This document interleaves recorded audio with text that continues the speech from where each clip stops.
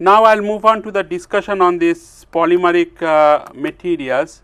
Now this polymeric biomaterials also I will show you the experimental results later, but before that I will quickly go through the basics or fundamentals of the polymeric biomaterials.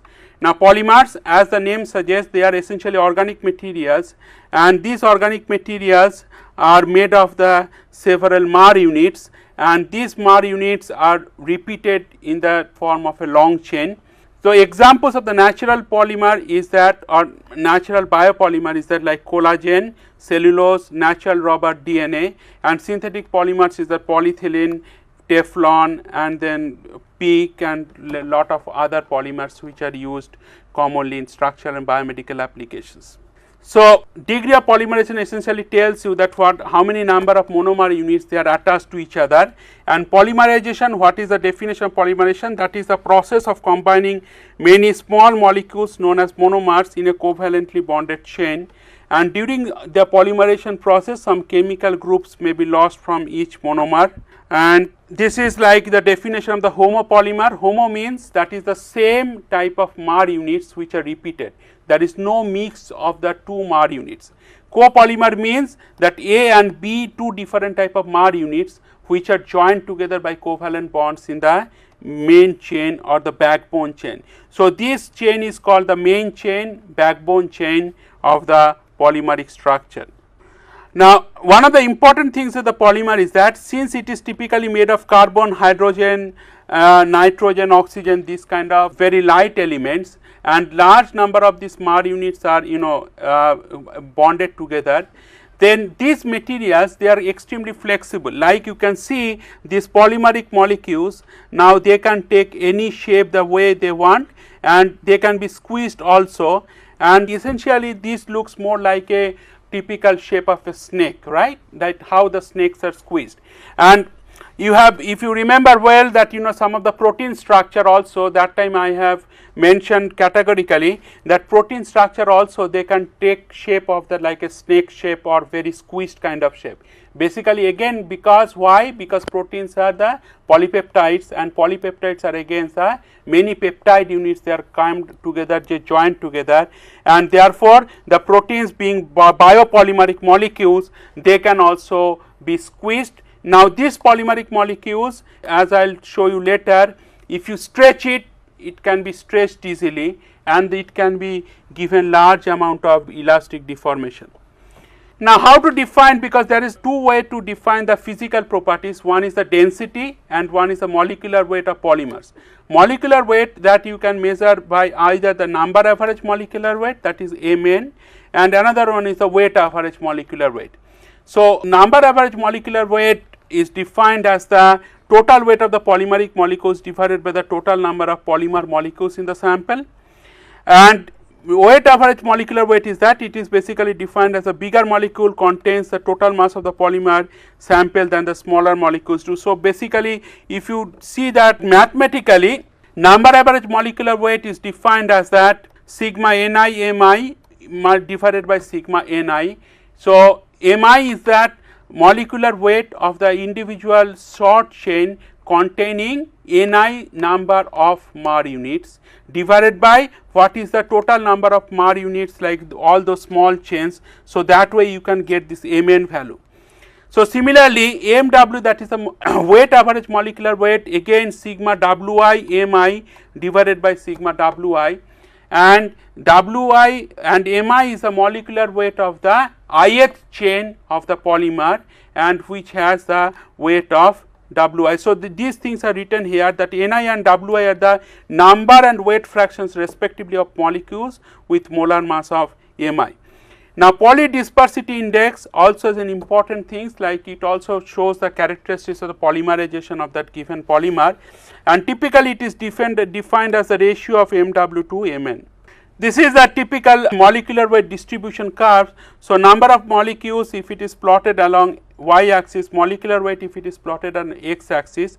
So this is the molecular weight distribution. You have this number average molecular weight, that is the Mn, and you have the weight average molecular weight, that is MW, and there is another way you can define the molecular weight by the viscosity average molecular weight, but largely this is the Mn bar and Mw bar. These are like widely used in a textbook as well as in research. Now, how these polymers can be classified? They are broadly classified into three classes: thermoplastics, thermosets and elastomers. So, thermoplastics means, it sounds like that if you heat these polymers, thermo means thermal, means heating, plastics means it becomes more plastic. So, that means it softens on heating and stiffen on cooling, means it will act like a soft rubber kind of things if you heat it up. Now, it will contract and it will stiffen then when you cool it to room temperature. That is the typical behavior of thermoplastic. The advantage of the thermoplastic is that when you heat it up, then you can give a particular shape or you can give a desired shape the way you want. In contrast, thermoset means that you know that once you heat it up, that polymer itself kind of goes to a frozen state, like you cannot do any kind of working, you cannot give any mechanical shape, or you cannot do any mechanical working to give it a desired shape. So, that is the fundamental difference between the thermoplastic polymers and thermosetting polymers. Elastomers. Elastomers is another kind of polymers which has a large, which can exhibit large amount of elasticity or large amount of elastic deformation, which is close to 800 to 900%. Typically, polymers, the strain to failure or strain to fracture is roughly around 100%, but elastomer can go to 700 to 900%. Now, thermoplastic polymers can be further classified to amorphous polymer and crystalline polymer. I will come to this term so that you can understand it better with the help of some schematic, that what is meant by amorphous polymer and what is meant by crystalline polymer. Okay, this is typical stress strain curve for this engineering stress, engineering strain curve for the polymeric thermoplastic polymeric material. Now, what you see, this is for the polyethylene. So, initially you have elasticity behavior or elastic behavior. The slope of this part will give you the modulus of elasticity, right, that is the value of E. Now, finally, after this it goes to some peak value, then it has a broadly, it is kind of, so this part essentially tells you that at a constant stress, polymer is getting more and more amount of strain, okay, without even going to the fracture.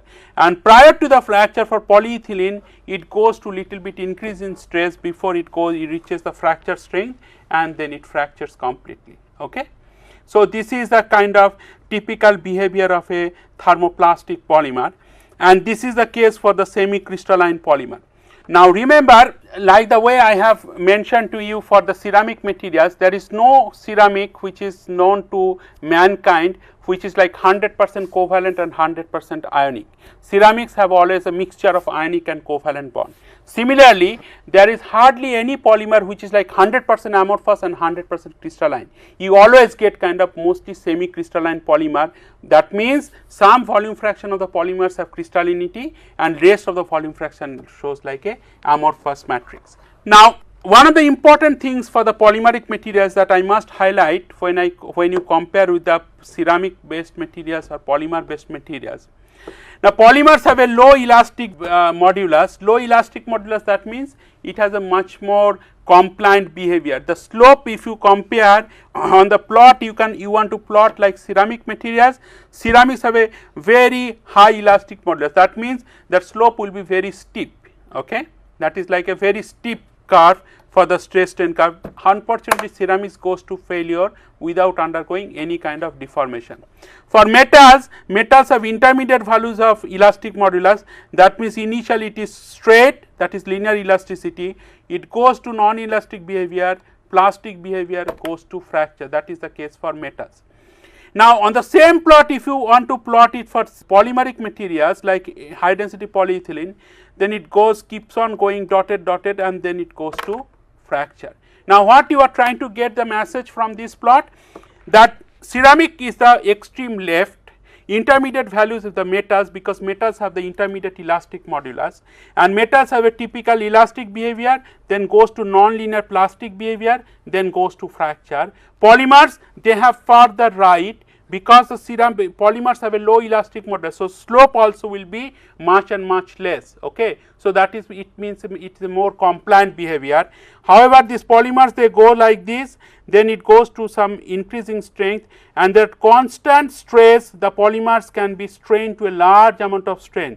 So, this dotted means that actually the strain to fracture of polymers will be much higher compared to that of even the most ductile metal that you know, like aluminum or copper. Okay. So, aluminum and copper can have, let us say, strain to fracture is, let us say, 40 to 50%. Let us say high density polyethylene, if it is well made or if it is well processed, they can undergo strain around 100% or little higher than 100%. So, large amount of strain can be given to polymeric materials. Now, the reason is that why these polymeric materials can be given such a large amount of deformation. Now, if you start with that, this is your starting point. Okay. So, you start with the material where these short chains of the polymer or the polymeric chains, like you know, this is like a dog bone type of geometry, this is like a typical tensile bar like a dog bone type of geometry, and in this dog bone type of geometry, all these chains which are appearing is that, you know, white in color or bright in color, they are randomly oriented. So, there is no specific or preferred orientation of the chain. Now, you start pulling in tension, then what will happen? When you start pulling in tension, then what you slowly try to see here, that some chains here it's trying to get aligned, and you see this point. You keep on pulling in tension, at this point your polymeric, some chains are getting aligned perfectly along the tensile stress axis, and that means this part of these polymeric test samples, they have kind of orientation which is parallel to each other, and therefore, there is some regularity or repeatability in the orientation of the polymeric chain, and that shows that this material has kind of crystallinity that has taken place here. And then this region also called the neck region. Neck means that is like a, there is certain contraction that you can see, because if you see the width of this area and then width of this area, certainly you can see the width here is much less compared to the starting sample dimension. However, the lengthwise it has increased more compared to the starting sample dimension.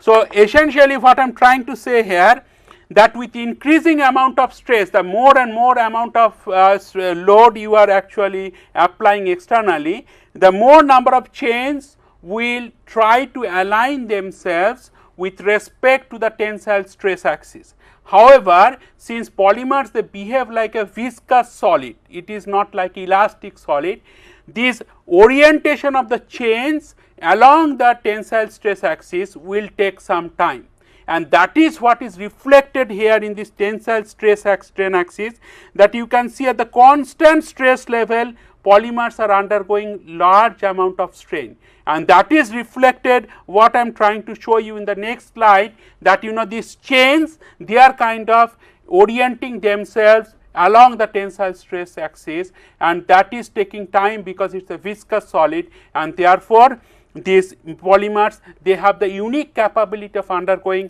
large amount of strain prior to fracture. Now, coming to some processing techniques that the way these polymeric materials can be made. Now, you know ceramics they can be fabricated by sintering. So, it starts from the powders. Now, polymers also essentially a powders based method. So, you start with the powders, but because of their unique properties of the low melting point, as well as the thermoplastic polymers can be deformed when it is in the plastic state. You can put these powders in a particular mold cavity, then you can pressurize it from the top, and then you can get a particular shape using the compression molding technique. Okay?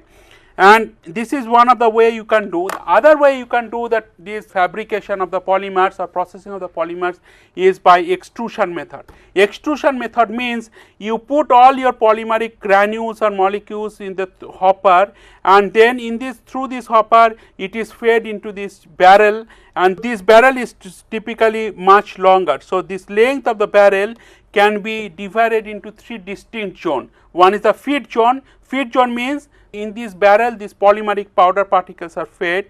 Melting zone means here is some heating coils, external heating coils is there, and through these external heating coils the heat is supplied to the polymer, and then their melting point is 300-400 degrees Celsius. So, you know, you do not need to supply much current to this heating coil and the polymers will be molten. And once it is molten, then you can push it, that is a melt and pumping zone, then you can push it so that polymeric melt can be forced through this die, and subsequently this can be cut into pieces, so it will be coming out as an extruded rod, and then you can cut into pieces the way you want. So, that is essentially the entire extrusion process. So, extrusion means you are essentially first melting the polymeric powders, then you are forcing, so that this you are allowing this polymeric melt to push through the particular die orifice. So, this is more you can see in this extrusion, that you can from this point. So, this die through this die orifice, this polymeric extruded rod can get out of the system. Now, some of the polymers which have been used in this different biomedical applications. First one is the polytetrafluoroethylene, that is Teflon. Now, this has got several applications, cardiovascular applications, and like this is the examples of the synthetic heart valve.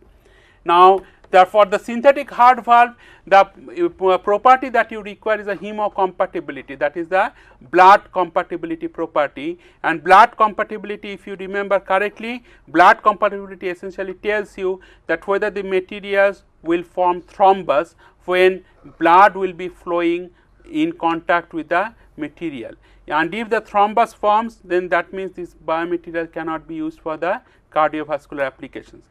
Now, thrombus can form and thrombus cannot be adherent, or thrombus can be pushed out of the system by continuous blood flow in dynamic conditions. That way also this biomaterial can be used for cardiovascular application. But if the thrombus can form, they can form a chunky thrombus, they can adhere to the material, you cannot use that material in real applications. The other polymeric materials which are used for biomedical application is polymethyl methacrylate. This is also used as a bone cement applications. So, bone cement means like orthopedic surgeons are doing some operation in the OT. Now, they are putting some stem, or they are putting some part or orthopedic or the bone implant in the human body, and there are some gap which is there between the natural tissue or natural bone and the new implant materials. So, this is like a cement, you know, the way you have seen that how a house is built. So, that you are putting bricks together, and between two bricks you put the cement, so that the two bricks are bonded together. So, similar thing you can visualize in a much narrow scale, that implant material is put it inside the body, and then cement you are giving just to fix that implant material with the natural bone which is lying outside that implant material. Okay. So, this is the mixture of methyl methacrylate granules with the liquid monomer, and this expands during the exothermic reaction and used as a bone cement for implantation of metal joint processes. That is what I just explained to you. Now, these are like, you know, a summary of the different biopolymeric materials like polyethylene, bags or tubing, or ultramolecular weight polyethylene like orthopedic applications. I think I have mentioned it when I have discussed different components of the THR, total hip joint replacement. You have the stem, which is typically made of titanium or stainless steel. You have the femoral ball head, which is typically made of ceramic like aluminum or zirconia, and you have that acetabular cup, which is typically made of ultramolecular polyethylene. But they have also problem of like, you know, high wear rate or large coarser wear debris particles, which can cause genotoxicity and which can cause some aseptic loosening, and because of that ultramolecular polyethylene is currently being replaced by other polymer ceramic composites. Now, coming to the PMMA, that can be used as intraocular lens in the eye, then dentures as well as bone cements. Polyvinyl chloride, this is blood bags, catheters and all these things. PET, then polyesters, then polyurethanes like coat implants, flames, tubings, etc. Now, this table essentially shows you that what are the summary of the mechanical properties of the different polymeric materials. So, this summary essentially gives you that overall idea that what is the combination of modulus of elasticity or elastic modulus and tensile strength that you can obtain in these materials, and that elastic modulus you can see this is like a 0.9 gigapascal and this is 35 megapascal. So 0.9 gigapascal means it is even less than 1 gigapascal elastic modulus. Okay. Now if you take the most of the cortical bone, their elastic modulus is somewhere between 3 to 80 gigapascal.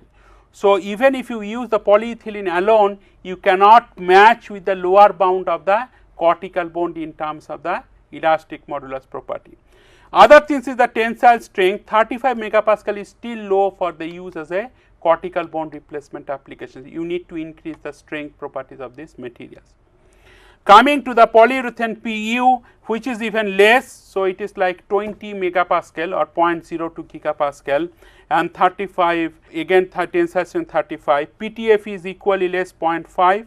The material which is a good combination of the elastic modulus as well as the tensile strength is the PEEK, that is polyether ether ketone. So PEEK has a modulus, elastic modulus of 8 gigapascal and tensile strength also 139 megapascal. So 8 gigapascal means it is 10 times higher than that of the polyethylene. 139 megapascal tensile strength means it is roughly 4 times higher than that of the tensile strength of the polyethylene. So really you can get one order higher elastic modulus and you can also get 4 times higher tensile strength in these materials by choosing polyether ether ketone compared to that of the polyethylene. So one of the important thing in polymeric materials that one need to remember, that if your strength, if you plot, and then other side if you plot your viscosity, and then x axis if you plot molecular weight, then what will happen, your strength and viscosity both will actually increase, and that will increase up to certain level of molecular weight and then it saturates. So beyond a certain increase in the molecular weight to get a maximum strength is not advisable. Other things is important, that because your strength and viscosity, so your strength all increases as your molecular weight also increases, and your viscosity increases as your molecular weight also increases. So what is the implication of that? Implication of that is that if your molecular weight increases, if your viscosity increases, then manufacturing will be very difficult, because then you cannot use like extrusion process, because if the polymer melt itself is very viscous or very thick, then what will happen, you cannot really push the polymer melt in this extrusion chamber, or you cannot do much mechanical working on this viscous solid. So if you want to make a material which you want to give a different shape based on the polymeric materials, then your molecular weight needs to be optimized so that you get a polymeric melt with desirable level of viscosity. At the same time, you can get the polymeric material with higher level of strength property, because your strength is important, but strength property should not be increased or should not be enhanced at the expense of the difficulty in your processing or at the expense of the difficulty in your manufacturability of these polymeric materials. So these things needs to be carefully controlled, and therefore why I am mentioning this aspect here, that in this polyethylene, and if you go to this polyether ether ketone, in these two materials that we are dealing here, now this attracted attention because polyethylene actually you can give it a different shape, but polyethylene suffers from a combination of poor mechanical properties like poor elastic modulus and very low level of strength.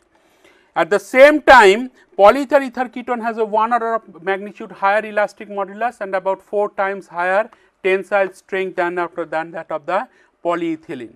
However, polyether ether ketone cannot be processed that easily like that of the polyethylene. So therefore, you have to compromise between the properties as well as the way that you can make these materials using standard manufacturing techniques like extrusion, injection molding or compression molding and so on. Now, problems with polymers as the biomaterials, like polymers are too flexible and too weak to meet the mechanical demands. Too weak means it has very low level of strength and low elastic modulus, and due to low strength they can be used only low load bearing implants. Now, if you want to use it, these polymeric materials, or improve the mechanical properties, what are the possible routes or possible avenues? Possible route is that hydroxyapatite polymer composites, okay, or polymer based other composites like with other ceramic reinforcement. Now, why do we require really hydroxyapatite? Because hydroxyapatite is a natural choice, because hydroxyapatite is already contained in the natural bone along with collagen. So, therefore, people always try to use the hydroxyapatite in developing different composite, so that you can mimic the composition as close as possible when compared to the natural bone. So, these are the advantages of the HAP ceramic composites or HAP based ceramic composites, like you can have the soft tissue replacement like high density polyethylene hydroxyapatite. In the bone cement application also, people have developed polymethyl methacrylate as well as combination of hydroxyapatite.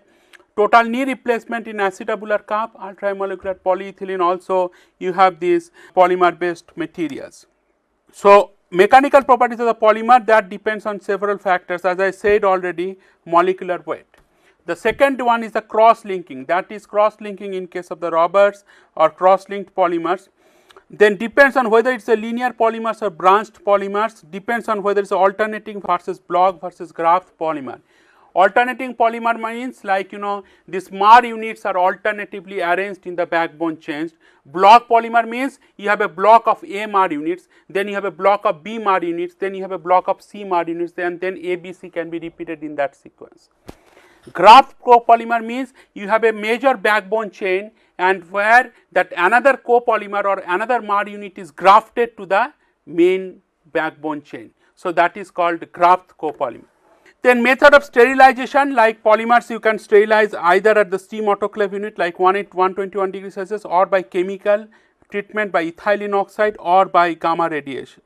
Now, these polymer ceramic composites, what is the motivation or why these ceramic composites has been developed in different research laboratories? Now, you know that natural bone is a polymer ceramic composites that I think I have mentioned at several point of time during this course. So, similarly, people try to, since collagen is a polymeric based material or polymeric based natural polymer, so people try to mimic the bone composition by adding synthetic calcium phosphate to some polymeric suitable polymeric base or suitable polymeric matrix.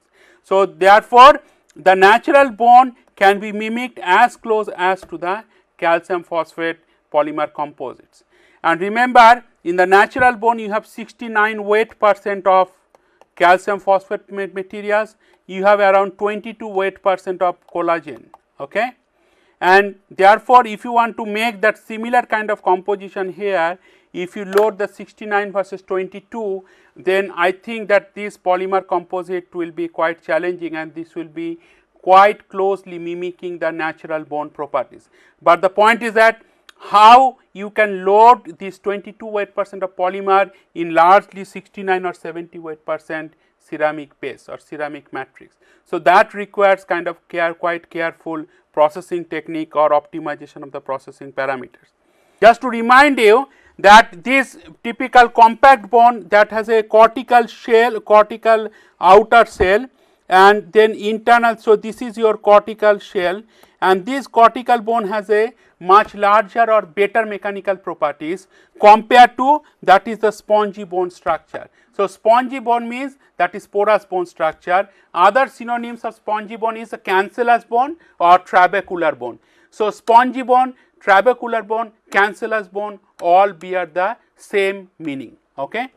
So, this is the typical ultra structure or finer details of the spongy bone. You can see this is largely porous structure, and because of this large porosity in this spongy bone, these are essentially mechanically very weak. That means it has a much inferior combination of elastic modulus and strength properties in comparison to what you have in the cortical bone.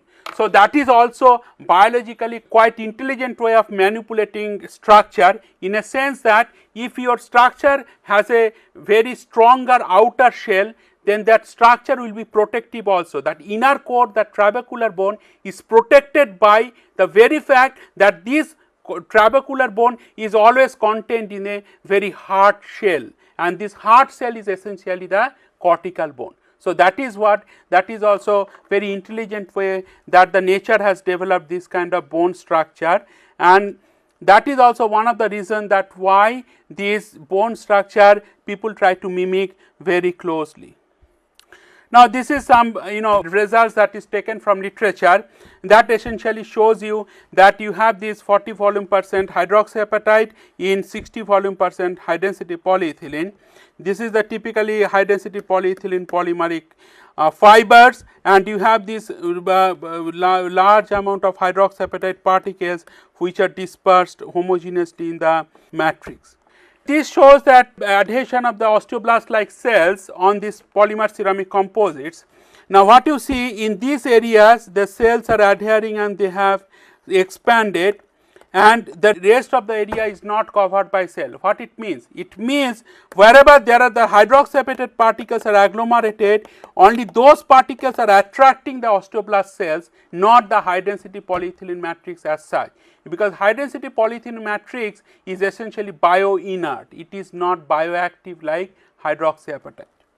So this is typically stress strain plot of the 40% composite, that is that 40% hydroxyapatite loaded composite. You can see depending on the processing conditions, it has some linear and some non-linear properties that it shows in this particular stress strain curve. Now we have developed several composite materials in our laboratory, and this shows summary of that what was the initial developmental stage of this high density polyethylene ceramic composites. So you start with the pure high density polyethylene without any ceramic fillers. You have a elastic modulus which is close to 0.8 gigapascal. So this elastic modulus is what has been reported in the textbook also, and it has a hardness of 57 megapascal, which is measured by Vickers indentation technique. Now when you add this 20 volume percent hydroxyapatite in these materials, then elastic modulus goes to 2.1 gigapascal, that is quite good, and it has a hardness property also 97.1 megapascal.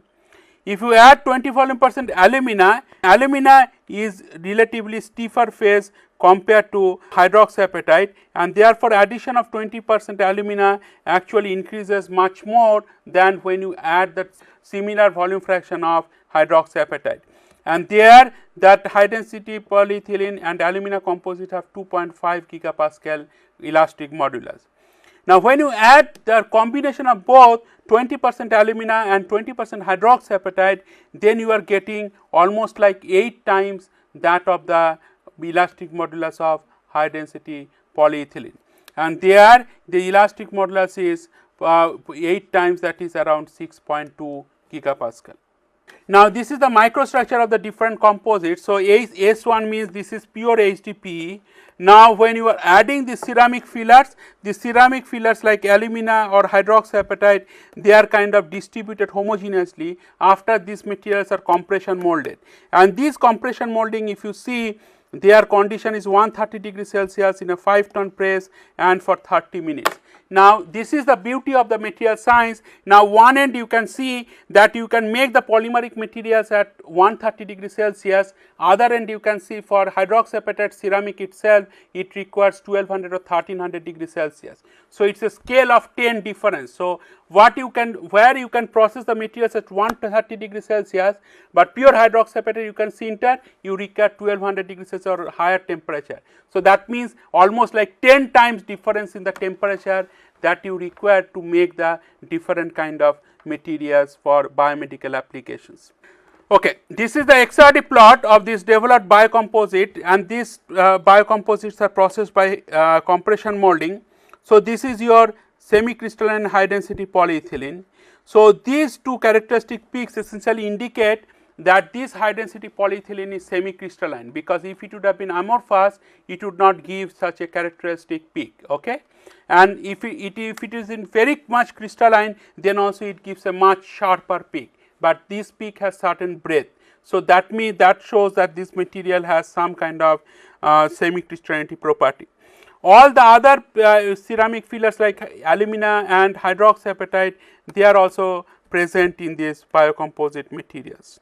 Now this shows that that there are EDAX spectra. If you take, you can see aluminum peak and oxygen peak. So essentially that shows that this is alumina, whereas other positions if you take, you can get also hydroxyapatite phase also.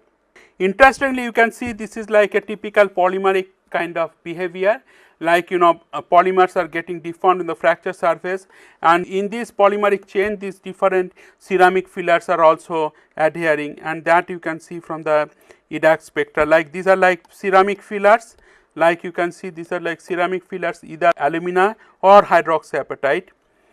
This shows you typical Vickers indent on the taken on the polymer ceramic composites. Now from this diagonal length you can calculate what is the hardness of these materials, and this hardness is typically taken is calculated as 110 MPa, whereas pure HDP is roughly around 50 to 55. So twice the hardness properties you can achieve just because you are adding the ceramic fillers to high density polyethylene polymers. This is the material which is like 20 volume percent HAP and 20 volume percent alumina. Again you can see the Vickers indent, and then from that diagonal you can calculate that what is the hardness of these materials. So one of the other driving forces for developing that high density polyethylene HAP alumina composite is to improve the wear resistance properties of these materials. Now why wear resistance is important? One of the competing materials which is ultra high molecular weight polyethylene based materials. Now what happens with this UHMWP, that these materials they have very poor wear resistance, and then they form coarser debris particles. Now these coarser debris particles means it is like the debris particles have sizes of some micron size, so very coarse debris particles. So on the other hand, high density polyethylene itself has a very good friction properties, like here the friction coefficient is 0.1 or less than 0.1. So you would like to see whether the addition of hydroxyapatite or alumina will any way degrade the tribological properties or not. If it does not degrade, then it is better because it has a better combination of hardness, elastic modulus, and then if it has a good tribological properties, then it will be beneficial for particular applications. Now we have used this ball and flat type of configuration, where we have used this high density polyethylene biocomposite as a flat, and steel ball, either steel, or we have used alumina, or we have used zirconia. These three are the matting materials. So these three materials, these three balls we have used as the counterbody materials. So these three counterbodies, that steel, alumina and zirconia we have used, and then what you see here, that we have done that experiments both in air as well as SBF, that is simulated body fluid environment, and you can see that this is the pure high density polyethylene material which is showing that the friction coefficient of 0.07. Now in the S3 and S4, here also here friction coefficient is roughly 0.08. So roughly steady state coefficient of friction you can get is less than 0.1 in all these materials. So essentially by adding 20% HAP on alumina, you are not increasing the coefficient of friction, you are almost like maintaining the similar coefficient of friction like the way you are getting without any ceramic fillers. So that is good, and these materials therefore have good potential. Now coming to the wound surface of these materials have a wear rate which is 5.7 10 to the minus 6 millimeter cube per Newton meter, and this kind of wear rate which is of the order of 10 to the power minus 6 millimeter cube per Newton meter, they have very good potential for the wear resistance applications, because many of the ceramic composites also they have 10 to the power minus 6 or 10 to the power minus 7 millimeter cube Newton meter wear resistance properties. The other things that you notice that the wear debris particles here, so this is your 100 micron bar, and these wear debris particles are very fine and often they are in agglomerated conditions. Now these wear debris particles is roughly 1 micron or 2 micron, around that 1 to 5 micron meter maximum, that is the size. So, that is itself is a good indication that this material has a very good wear resistance properties, and they do not form very coarser wear debris particles like the ultra high molecular polyethylene materials they essentially produced during the wear experiments. Other things that you can notice that in the SBF conditions, that this is your own scar, and there are some mild that abrasive scratches you can find on these materials because of the fretting actions. But however, that the amount of wear debris particles is much less compared to what you have seen in the dry conditions in just few slides back.